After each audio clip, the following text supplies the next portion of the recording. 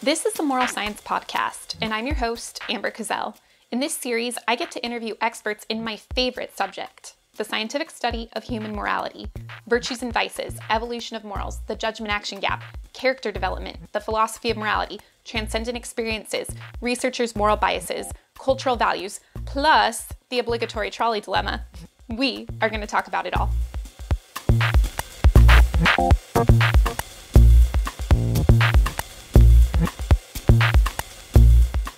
Dr. Russ Roberts is the John and Jean Nault Research Fellow at the Hoover Institution. He has taught economics at George Mason University, Washington University in St. Louis, the University of Rochester, Stanford University, and the University of California, Los Angeles. In 2006, he launched the popular podcast EconTalk, which he continues to host today. He has also authored 5 books, including Gambling with Other People's Money, which was released last year, and How Adam Smith Can Change Your Life. In this episode, we discuss Adam Smith's theory of moral sentiments and how character is a priori to the invisible hand. Russ explains that self-interest is distinct from greed.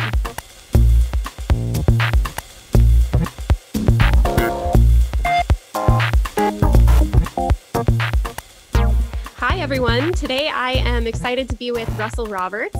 He's the host of the EconTalk podcast, and he's also a fellow at the Hoover Institute here at Stanford. So yay, we have a little bit of common ground here. So today we're going to be talking about economics and ethics generally. And I reached out to Russ because he is the author of a wonderful book called How Adam Smith Can Change Your Life. And this book is about Adam Smith's theory of moral sentiments and how it can be applied to life broadly, not just economics, but we're going to be looking at it through an economics lens today. So first of all, Russ, thanks so much for coming on the Moral Science Podcast with me. Great to be with you, Amber. So as many listeners know, I like to start out these podcasts by hearing about the guest's background. So I'd love to hear a bit about how you became interested in ethics and economics, specifically what the story behind your book, How Adam Smith Can Change Your Life. So most economists know that Adam Smith wrote at least one book, The Wealth of Nations. And some economists know, and I did know, that he wrote a second book called The Theory of Moral Sentiments.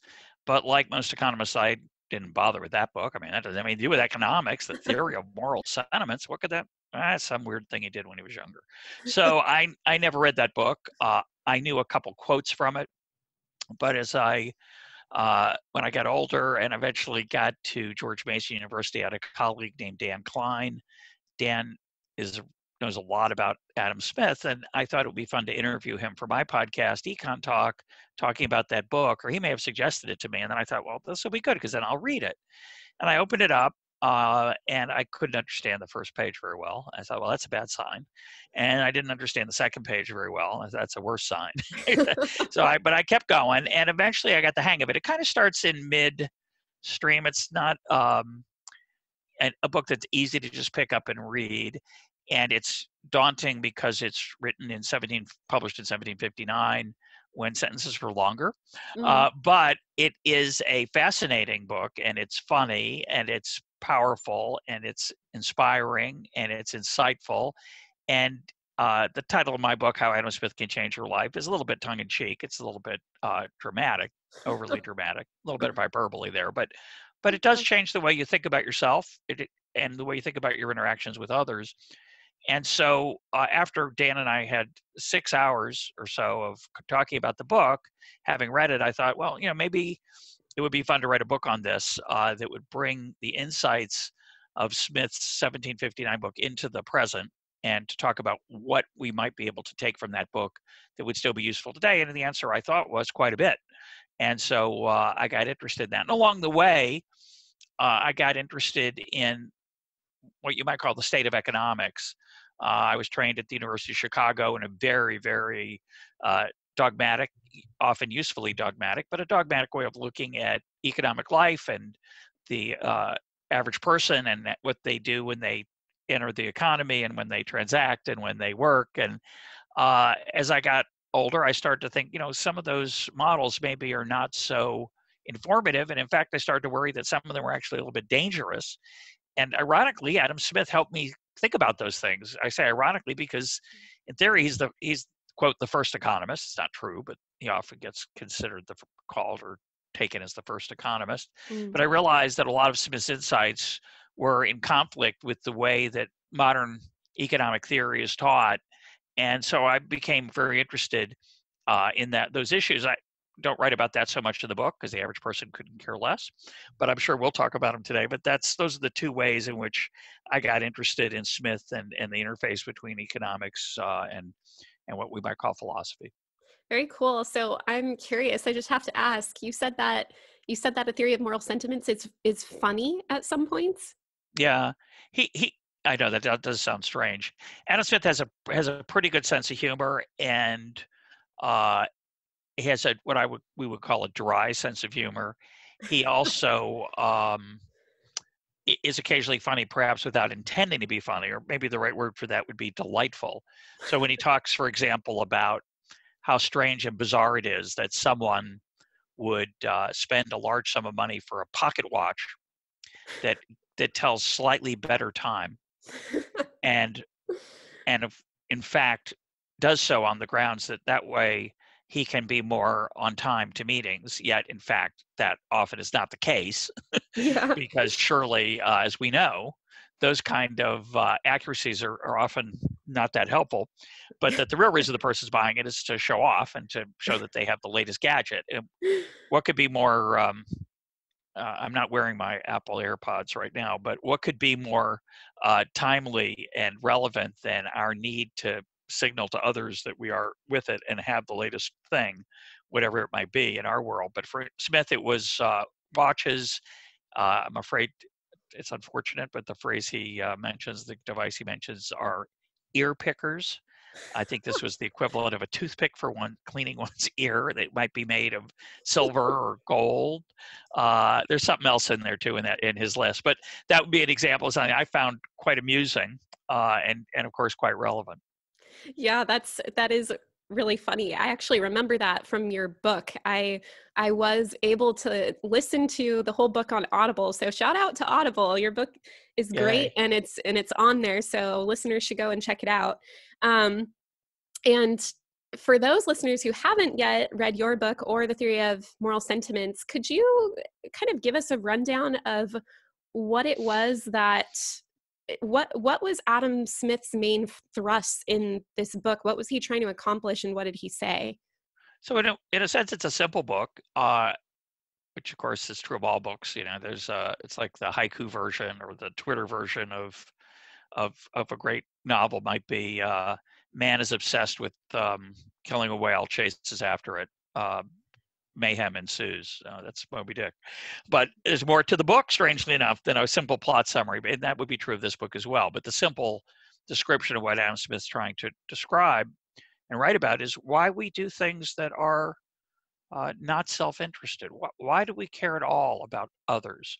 Smith's very interested in the tension between our self-interest and our social interactions with others. And he opens the book, not literally, but early on, he tells a wonderful story of how we react to news of an earthquake in China, that a tragedy that would kill, I think he says, hundreds of millions of people. And of course, we have such tragedies in our time, natural disasters and other tragedies. And he says, you know, a person who hears about that news would feel a tremor of unease and sadness for the people who passed away. He might worry, and by the way, Adam Smith, of course, writing in 1759, very male-centric, so he's going to typically use male examples. I'll try to make them a little more universal. So a person who hears about this, she would maybe not sleep so well, she would sleep fine after she had that moment of tremor and unease and sadness. She might wonder about if her company has business activities in China, if they were near where the earthquake was. She might even decide to make some kind of gesture of helping the people. In our day, it would be maybe a donation to the Red Cross. And then she's going to sleep like a baby. But if you tell her that she's going to lose her little finger tomorrow in an operation, she's going to have it amputated for some reason, she's going to toss and turn and sleep very poorly. And so how is it, Smith asks, that we feel that way? And he says, well, that's just human nature. We might be more concerned about losing our little finger than the deaths of 100 million. And a lot of people end their telling of that story there, and they say, see, Adam Smith thought people were horrible. But that's a fact, unfortunately, I think, more or less, that we do tend to take our own minor crises much more seriously than much worse tragedies that happen to strangers.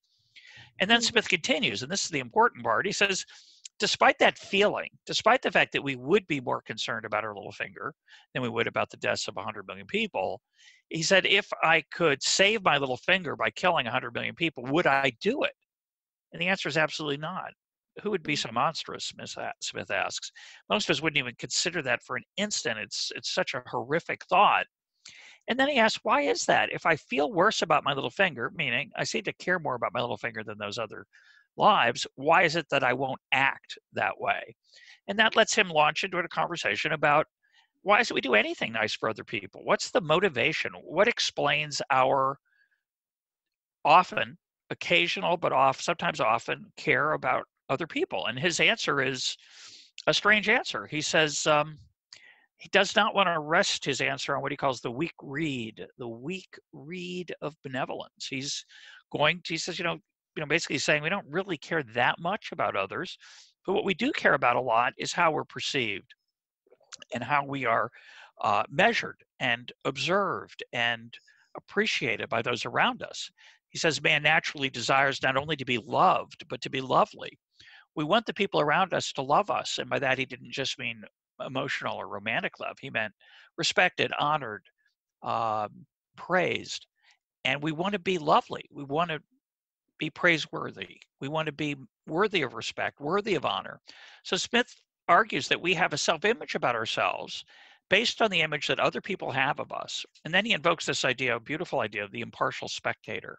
This idea that there's someone, that we act as if someone is watching us who's impartial, not self-interested like as we are as individuals, but rather someone who doesn't have a skin in the game, isn't someone who is subjective, not a close family member who might be sympathetic to us, but just an observer, someone who is seeing how we behave in a situation and judging us. And he says that's what motivates us to behave and do the right thing often, and maybe most, if not all the time. He doesn't even say it's our conscience, it's not our religious upbringing, it's not how our parents raised us, it's how we swim in social circles and how we are perceived. And it's a very profound and interesting idea. And once you start thinking about it, it forces you to see how it allows you to step back and see yourself in those social settings. And then you see others in social settings and how they behave. And it's a wonderful lens for helping to understand how people interact with each other.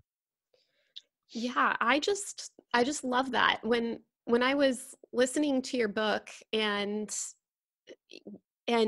there was the discussion of the impartial spectator that then continued and was sprinkled throughout the rest of it, I was very surprised at just how nicely that jives with what we psychologists have in our own literature about self-regulation and this idea that self-control seems to be about us managing how we think general others will look at us and see us. And so it jived so nicely with that, this idea that, and an impartial spectator, I think, is a very concise way of putting that kind of abstract idea in psychology into place. It just makes a little bit more intuitive sense. I think it's a better naming than talking about self-regulation as self-awareness and things like this.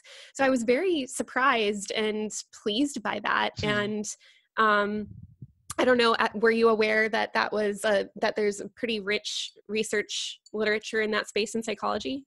No, and what's interesting for me is my dad has a master's in psychology, which created a terrible bias against psychology for me. My dad didn't like psychology, didn't think he got anything out of that master's degree except a credential. So when I went to college, I didn't take any psychology classes. I didn't read any psychology.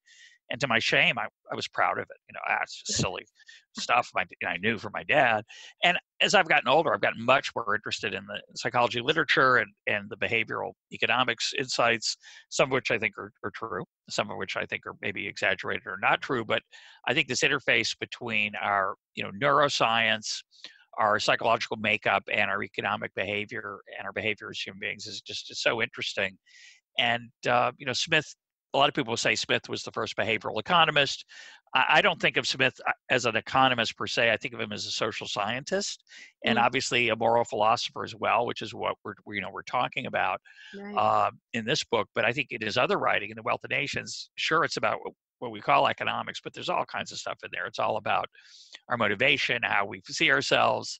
So yeah, Smith was interested in all these things. The other thing I would mention is that it's a longstanding cultural meme that there's a good angel or a bad angel, on your shoulder, watching you.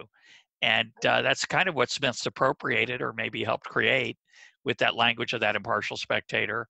He sometimes calls it the man in the breast, meaning the person sort of inside you who's somehow separate from you. And that's also a great metaphor for thinking looking at the way modern, neuroscience and psychology think about ourselves. We're complicated. We got different parts of our brain that sometimes are having conflicting signals to us about what we should do, and sometimes we listen to one and sometimes the other. And I don't think we fully understand it, but we're trying to understand that. And Smith is clearly grappling with that in his own way in the 18th century. Yeah. Yeah, very interesting stuff. And I also just have thought that the phrase, it's come to mind a lot since reading your book, that people want to be lovely and to be loved is such a useful framework for trying to understand a lot of the interactions that we see every day. Yeah. But it's also a road to self-improvement. I like to say, be lovely. And I think it's wonderful advice and a good way to live, and it also can help you be loved, which is a side benefit that we often care about. Yeah. I want to kind of return back to a comment you had made about some people referring to Adam Smith as the first behavioral economist, and you were saying, well, I mean, maybe, but not really.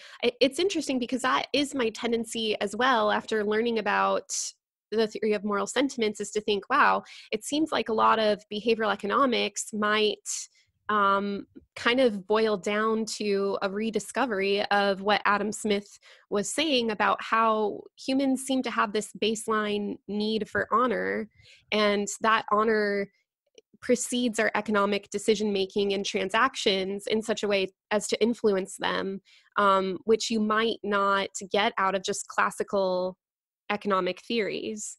That's absolutely right. And the other part I think that Smith understands deeply, which is very relevant, is self-deception. So Smith says you are motivated to be loved. So you want other people to think highly of you. You want to matter. You want to have dignity and be significant. When you walk into a room, you want people to pay attention to you. You don't want to be just a nobody. And he says there's two ways to be loved. There's fame, money, and power. All those people tend to be paid attention to. But he also says that's the wrong way to get it. It's our natural impulse, because those are, he calls them, I think that's the glittering road to being loved. But the quieter road is to have wisdom and virtue. And that's what he counsels. He suggests you should pursue that road. It's just hard to do. And what he observes, and it's a deep truth, of course, is that a lot of times we are not lovely, but we don't like to face that. And so we try to convince ourselves that what we did was actually for the best, even though, and for the good, even though it actually benefited me. I think I use this example in the book, the politician or the football coach who steps down because they want to spend more time with their family. Usually not the reason. Often it's because they've been fired, or they're not doing a good job and they're going to be fired, or they're not going to be reelected. In the case of the politician. And so a lot of people think, oh, they just say that to sound better. But I think often they fool themselves. They don't just try to fool us. And when we look at our own behavior, we see this, all the time. Very difficult to confront the possibility that we are not lovely. We like to think of ourselves as lovely, and it's a very powerful impulse. And Smith understood that we can delude ourselves, and in particular, in the heat of the moment when making a decision, he talks about how we will often make, quote, the wrong decision. We'll do something self-interested, and that will, not that there's necessarily anything wrong with that, but that often that there are times when it is the wrong thing. And he says later, in the cool of the moment, when we've calmed down and we can look back at it more reflectively and more self-awareness, and with the wisdom of the impartial spectator, we'll look back and go, I don't think I did such a good job there. I think I may have done the wrong thing. And so it's very interested and aware of our ability to fool ourselves, which of course is a theme of modern behavioral economics. Right. So another kind of seeming misconception that I had prior to reading your book was that I always thought of, when I thought of Adam Smith, I thought of, okay, invisible hand, and the invisible hand is this fully amoral thing that doesn't care about human dignity. The invisible hand is really probably more about greed and just this underlying thing that causes market efficiency to happen. But now I'm understanding that Smith's idea of the invisible hand was quite a bit more nuanced than that. Could you kind of give me a picture of what the invisible hand really means in light of his theory of moral sentiments? Yeah, it's a fascinating thing to me, and I'm into this question way too much, but so you'll stop me if I get too deeply into the weeds. But the invisible hand, I would make a distinction between the way that most modern economists use it and the way that Smith used it. And then I'm going to add one more twist to that. So most economists, I think, mean it more or less the way you described it, modern economists, that not necessarily that greed is good, but that self-interest is good, that self-interest leads to good things under certain situations, certain circumstances. And that would be an example of this would be, say, you would like to take care of yourself, you might want to take care of your family, and so you try to create a product in the marketplace that people are willing to pay for, and let's say it's a wonderful product, and as a result you become wealthy and other people's lives are improved along the way.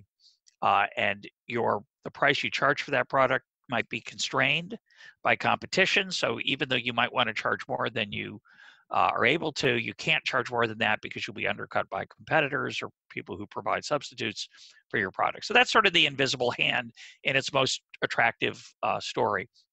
It's important to mention, as you suggested, that Smith would never say that greed is good. That's a corruption of Smith. Smith would say self-interest is real, and that it's naive to pretend that people are not self-interested, but he would make a distinction between self-interest and greed. Self-interest is that you look out for yourself, and to the extent that you either have benevolence or care, as we talked about earlier, about how people think of you, you might be charitable or do kind and generous acts, either out of benevolence or care for your reputation. But greed is something different. Greed is the pursuit of money for its own sake.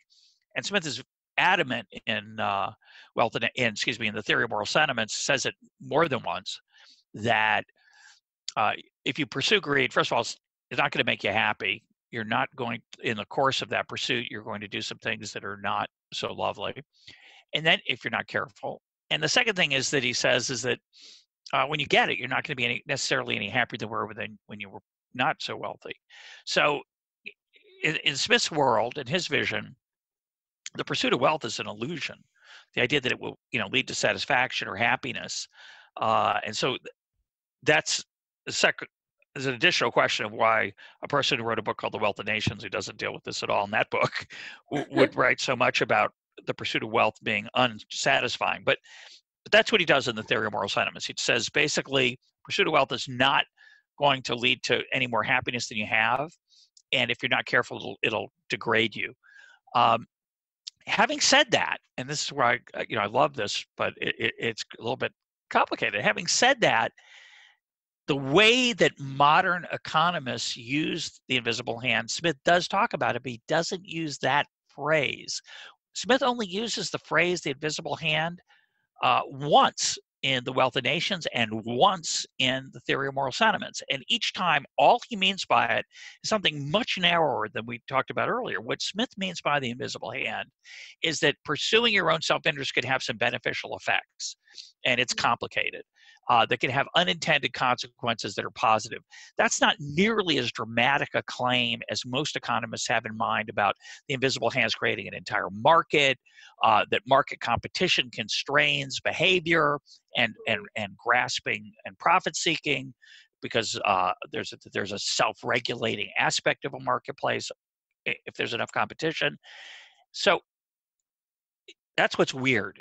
Smith's use of the invisible hand is much narrower than the modern version. However, Smith does talk about that marketplace. He just doesn't use the phrase the invisible hand. And his most beautiful and I think most important application of that idea is in the Theory of Moral Sentiments, ironically, not in The Wealth of Nations. And it's where he talks about the role of approval and disapproval in modulating and regulating our ethical behavior. So what he says is that he calls it, I think, the author of nature. Sometimes he talks about providence. It's a big debate in economics and philosophy about whether Adam Smith was an atheist or not. But what we do know is that he lived before Darwin. He did not know about evolution, and whether he believed in God or not, it's not really relevant. He talked about that our nature, meaning it's hardwired in us, even if he didn't understand the genetics, it's hardwired in us to care about what other people think of us, and it's hardwired in us to judge other people and to approve or disapprove of their actions. And he suggests that essentially that God has deputized us to keep an eye on each other, that when you do something that's not nice, let's say we're on a trip, we're at a conference and we have a cup of coffee at a coffee shop, and you turn to me and say, well, we're never going to eat in this coffee shop again. I'd be an idiot to leave a tip. I'm going to look at you like, what? Are you kidding? Now, if it's an economist, two economists might say, yeah, good idea. But in general, most human beings say, well, that's not nice. Because we know that the person's waiting on us, that their compensation consists of direct pay and tips, and that there's a social norm that is usually invoked and in play where a tip is put down. And so my approval, if we got wonderful service, this person did something above and beyond, and you said, I'm going to leave 20% or 25%, I'd smile and say, yeah, good idea. And similarly, if they were horrible to us and you said, I'm only going to leave 10, I might say, yeah, it's too bad, but I think that's probably the right thing to do. And if you leave 0 after you got great service, I'd really be disappointed in you as a friend. I'd say, gee, that's not so good. And I might show that with I'm not going to probably not going to cut you off and never see you again, but I might raise an eyebrow or make a remark.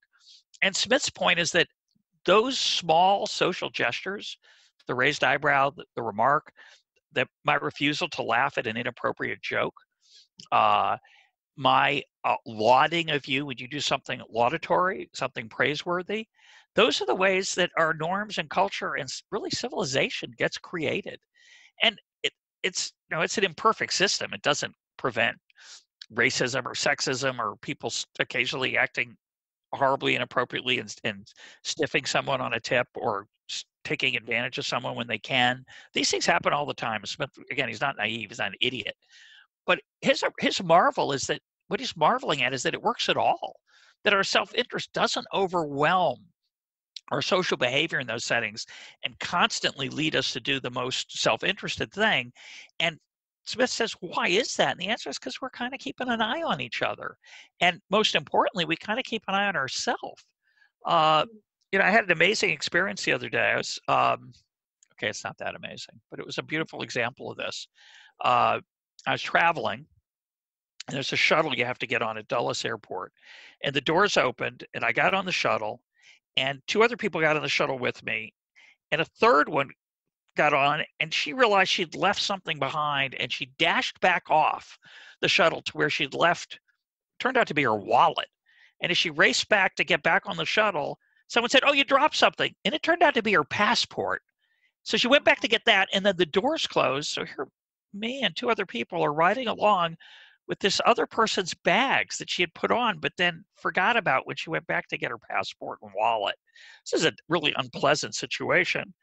And I said to the two other people, when does your flight leave? To see if they had time to, wait when we got to the gate area and sit with the bags till this person got on the next shuttle. And they refused to answer the question. They just said, "Oh, I don't have time." They weren't going to tell me when their flight was. And turns out I had time, but I'm also neurotic about being late. So I was really unhappy, but I said, "Okay, I'll do it." And one of the two people felt terrible that she had said, I don't have time. And she insisted on waiting with me with the bags till this woman got on and turned out the second shuttle. The first one came along, we waited, she didn't get off it. Then she came off the second time, and she thanked us profusely. She gave us a big hug. But the part that was most interesting to me is that the person who had waited with me thanked me. And I knew what she was thanking me for. She wasn't thanking me for doing the right thing. She was thanking me because by my tone of voice, when I had said, "I'll do it," I had sort of said to her, "You should do it." And she realized, "You're right." And I said to her, because of course I'm interested in this, I said, I could have done it by myself, but I'm glad you stayed with me. And it's interesting that you decided to, and I'd offered to let her go. I said, "You don't have to wait," but she insisted. And when I thanked her for thanking me, she said, "Oh, I just knew it was the wrong thing. I should have waited." And I'm glad I did. And I think that's clearly the right thing to do. And my incredibly mild criticism of her was not direct, but she could tell by my tone of voice. And we'd both been socialized or raised or whatever reason to know that was the right thing to do, was to help that woman get reunited with her luggage. And Smith said that's what makes the world go round. And it's a beautiful idea. It doesn't work every time. We could have both said to ourselves, "Oh, I don't have time," left her bags there on the shuttle, or abandoned them at the side of the shuttle exit, and maybe they would have been confiscated by security, and who knows if we should ever find them again. Anyway, so that I think is a beautiful insight of Smith's, and I think it gets at how we actually behave. Yeah, I mean, that's a great story, and humans are endlessly complicated and fascinating in what they are willing to do and why. Yeah. I want to return back to another little tidbit that had come up a while ago. You had mentioned Adam Smith was around before Charles Darwin. This is something that I didn't realize until recently. I just didn't put timelines together like that. But it is fascinating that I think so anyway. I just recently learned that Adam Smith influenced Charles Darwin, not the other way around. Yeah, for sure.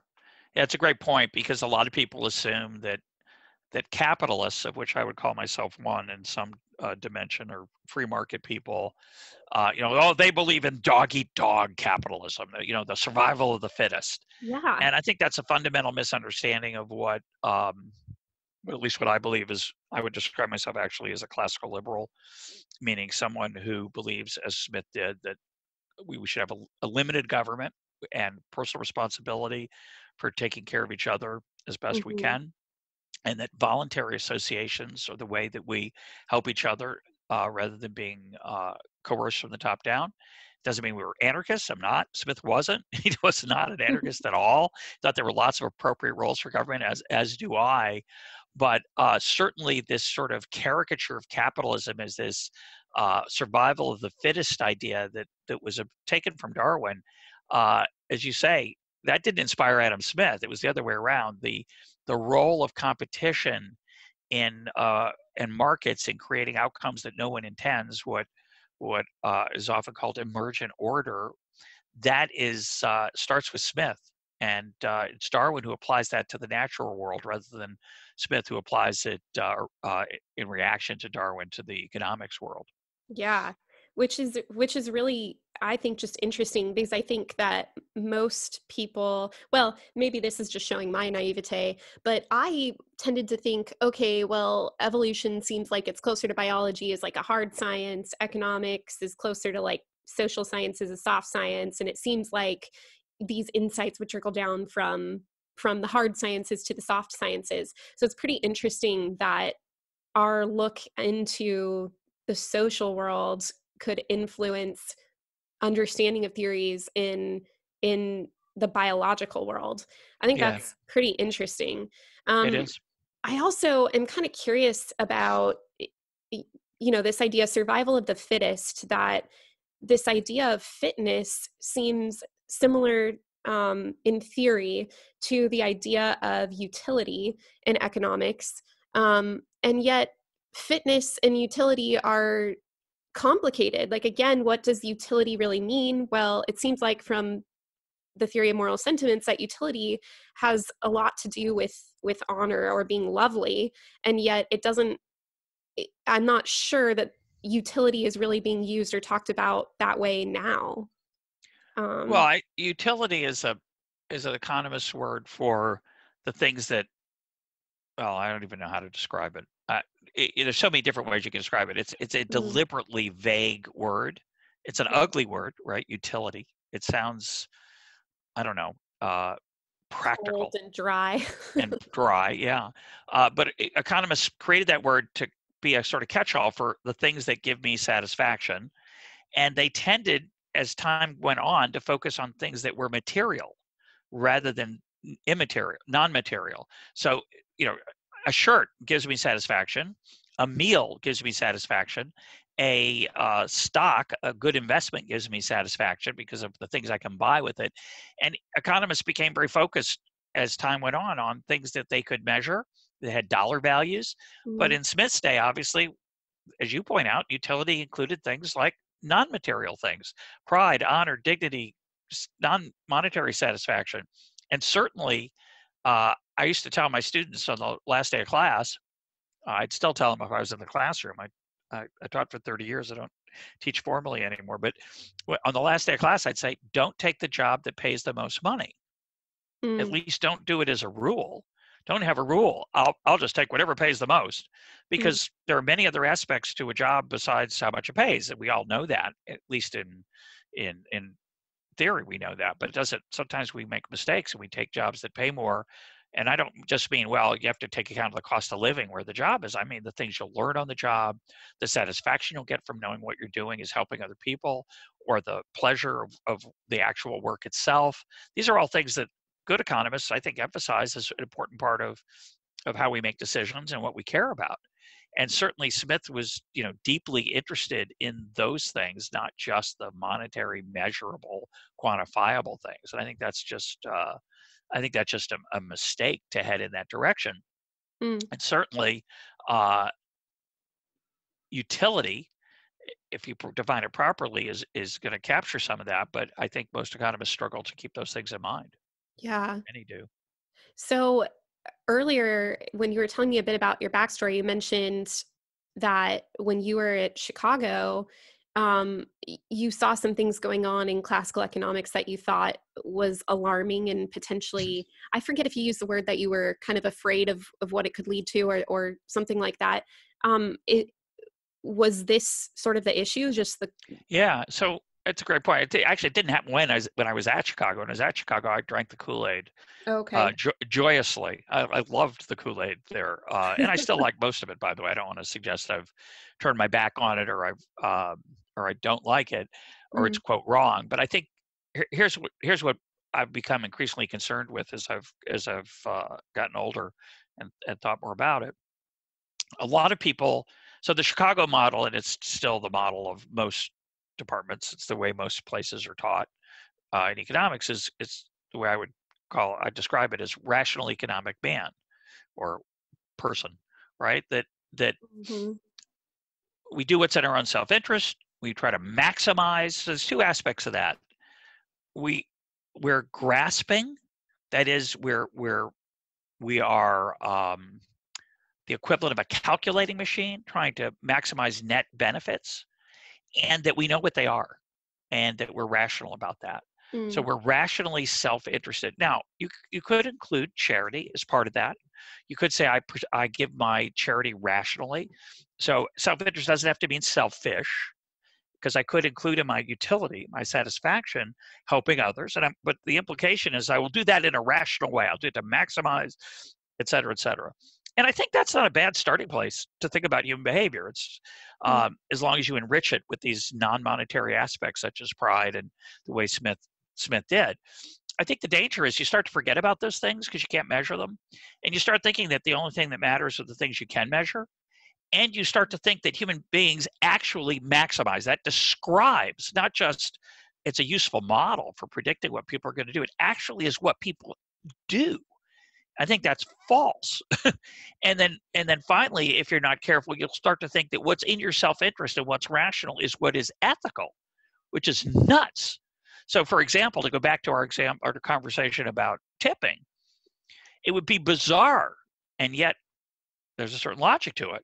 If I said, oh, well, I'm in a restaurant, I'll never eat in again, I shouldn't tip. Or I'm in a cab, I'll never have this cab driver again, I don't have to tip. That would be irrational.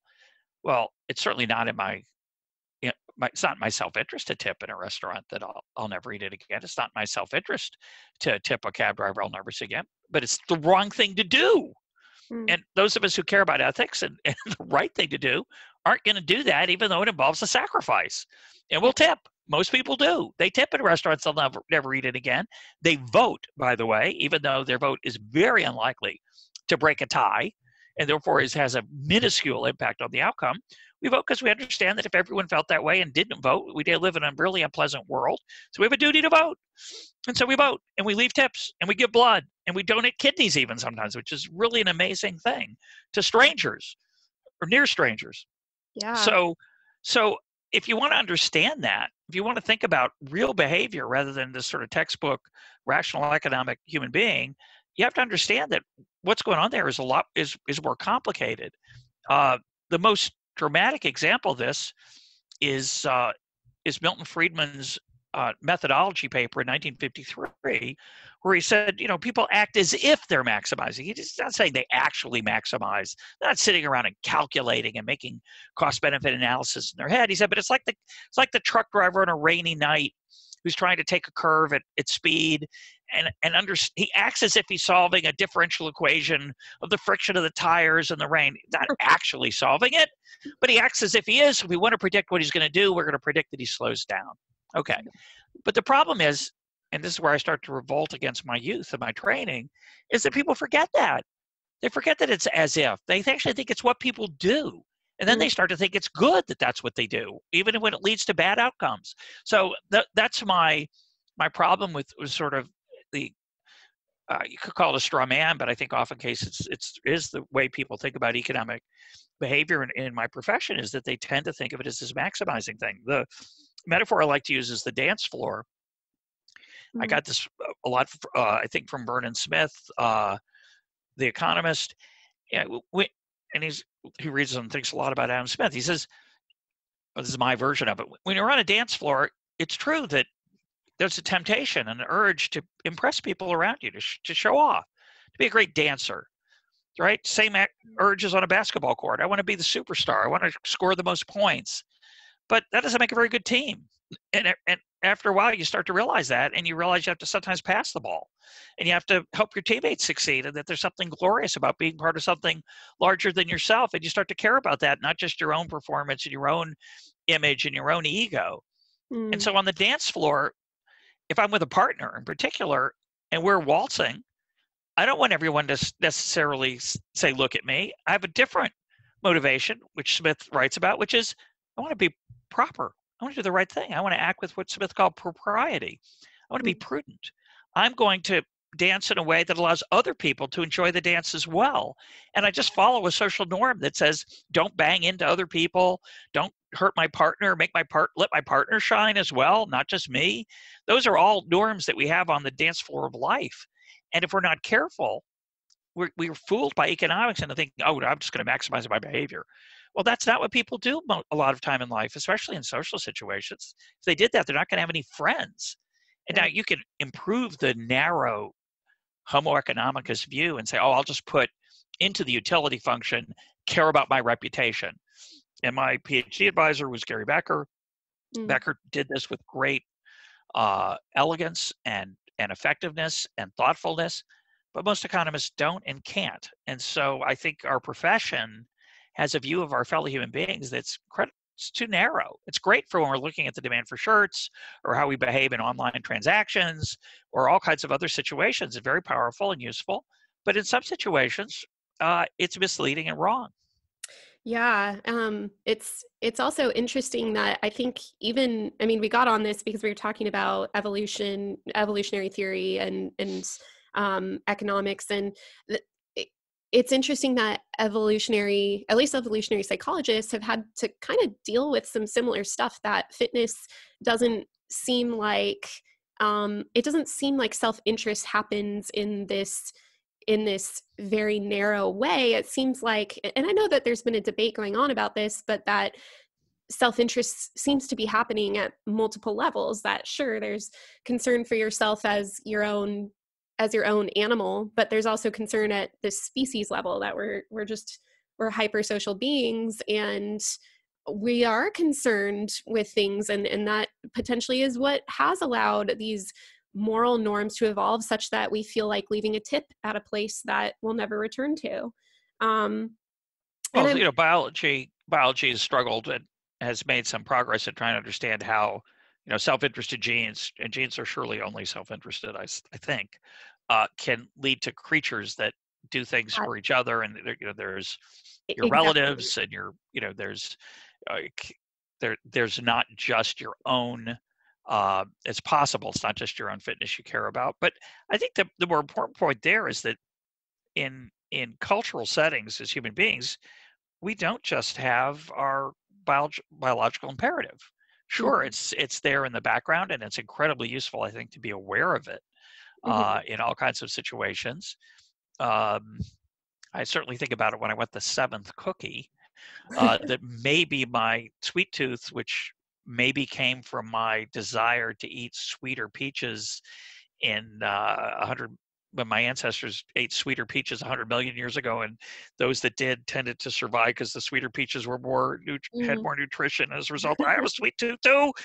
That maybe I should not listen to that. That's a useful thing. But we have more than that, right? We have our culture and we have our reason, and it's a mixed bag, but we have other things going on there. Yeah.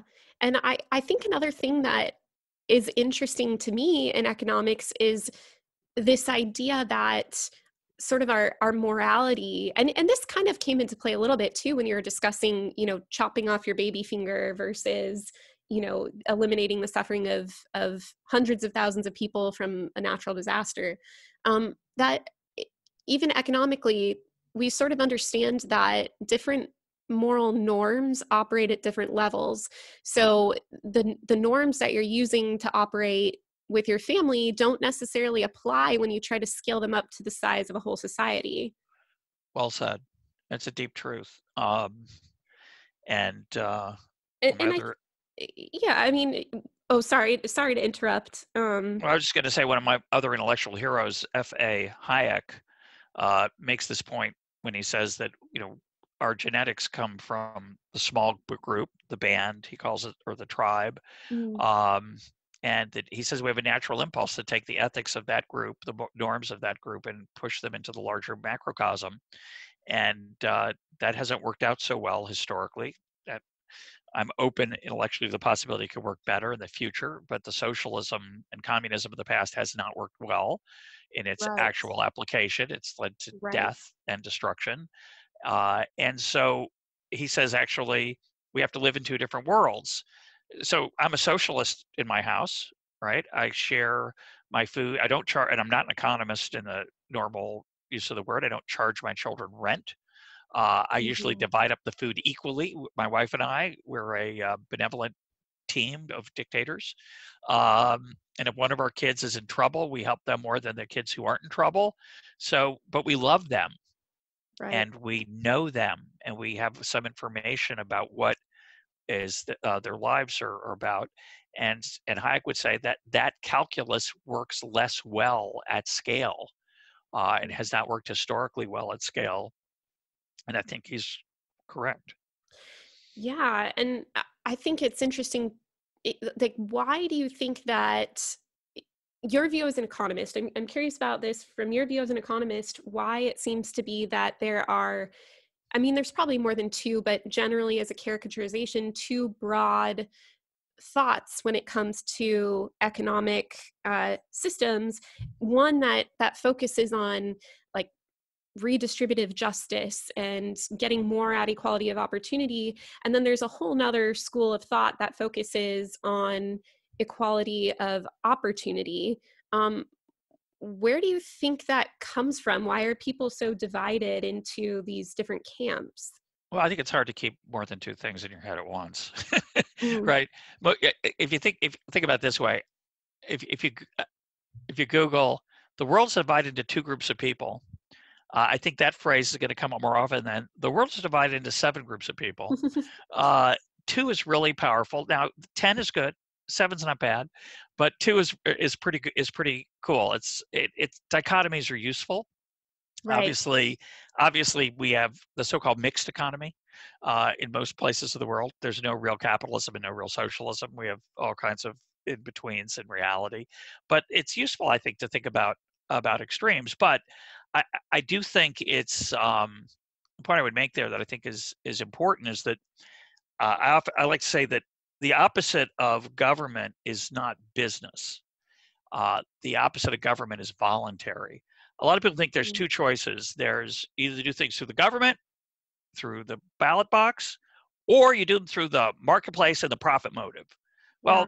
Well, there's a third thing called voluntary but not profitable. Yeah. It's what charities do. It's what foundations do. It's what we do when we get together and do something over the weekend to help other people. There's lots of human activity that is bottom up that is not about making money. So I would say there's 3 ways that we work together. There's the way we work together for money. We call that a business. There's the way we work together through the ballot box and legislation. That's called government. And it's the way we work together through voluntary associations that are we call non-profitable. I would call them, charities or foundations. And all 3 are important. And so I think it's important to think about all 3 of those and not have just a dichotomy between profitable and not and government. So in the school system, I don't think the 2 alternatives are government-run schools versus profit business motivated schools. I think we could have schools run by loving, caring people who don't Homeschool, right? necessarily want to make an enormous amount of money, but who want to serve other people through a great education. And that's the ways we could have the private schools. The private school system runs that way, more or less. Yes, people pay for it, but they also have big charitably funded scholarships in most of those. All those schools have scholarships for people who can't afford it, and it's a richer world that we have those options and those ways that we can interact with each other. So I just think that dichotomy between private and public is often, I think, confused. There's a wonderful example from blanking on his name right now. The socialist. It's a socialist example. I might remember it in a minute, where he talks about a camping trip. So a group of people go on a camping trip, and there's one of the people on the camping trip who's been on the camping trip before, who's been in this area before, and he knows where the water is. He knows where the stream is, but no one else knows. It's their first time. So would it be right for that person to charge other people for access to the water? And we all go, well, no, that's a horrible idea. Who would want to go camping with that guy? He's a jerk, right? And that's an example to me, of the Hayekian point that on a camping trip, we expect a certain level of what I would call socialism. Yeah. And I don't think that's a very good metaphor for how we behave out in the actual world. The person who wrote it, which you'll maybe help me find later on the internet, Yeah, I can. and list it. I'll find it in a second. But that person thinks that, and therefore, people who have scarce talents shouldn't make extra money. And that's a nice idea, but I don't think that's the way the world would work as well if we acted that way. I don't think that leap from the camping trip. A camping trip is about a bunch of people who know each other, care about each other, enjoy each other's company, and use all kinds of wonderful social norms to get people to do the right thing. And Yeah. it's fun. I don't think society can be organized effectively that way in large groups. It can be organized that way in small groups. Wow. So that's really, Yeah, really interesting, the scaling issues. And I guess when I was asking about sort of these two things, the dichotomizing, I think you make a very good point about that.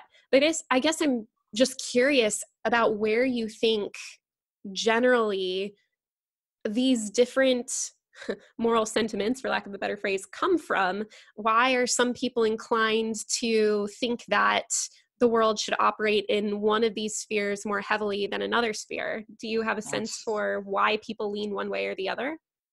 That's a great question. I don't, but I think Jonathan Haidt in The Righteous Mind tries to get at some of that. Yeah. I think that's a wonderful research agenda, is to think about why we see the world more in one way than the other. I think a good chunk of my adult life has been trying to convince people that if you want to leave things alone and allow them to emerge from the bottom up, you're not a wicked person. Mm. I think there's a presumption that if you feel that way, you don't care about others. And I don't think that's true, but I understand why some people do think that that's the case. And I think that also is part of how we see our own identity, as which side of this ideological divide we're on. That it's part of how we see ourselves as good people. We want to see ourselves as good people. We want to be seen as lovely, and it's complicated. Yeah. So just last question in closing here. I'm curious how you would like to see scholars incorporate this knowledge of the ethical underpinnings of economics moving forward in economic research or social research or policy recommendations at large. How can we kind of take these insights from your own work and from Adam Smith and apply them in a meaningful way? Oh, that's a tough question. I think certainly what I try to do in my book, How Adam Smith Can Change Your Life, is think about how to apply them to your own personal behavior. But I think about it in an academic context, the thing I care about lately, and I think it's related to what we've been talking about, is an overemphasis in economics and now increasingly in other social sciences on what can be measured. I think we're like the drunk looking for the keys under the lamppost when they maybe were lost somewhere else. We're really likely to look where the light is, and sometimes the action is in the darkness. And I just would encourage people to be comfortable with imperfection and to realize that some of the most important things in life are not quantifiable, and our knowledge is therefore limited, and that's okay. That's real. We tend to have, I think, way too much overconfidence in our disciplines and our academic ability to master things. And I think hubris is dangerous and humility is in order. Yeah, that really resonates with me. I actually recently finished this wonderful trade book called The Tyranny of Metrics. Yeah, And yeah. it's Great book.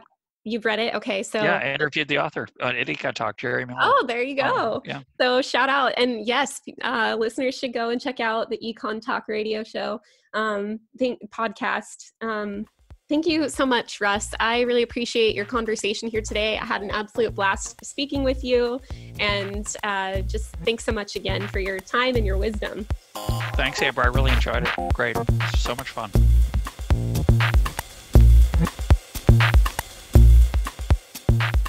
Thanks for listening. If you have questions, comments, suggestions, or requests, contact me at www.moralsciencepodcast.com.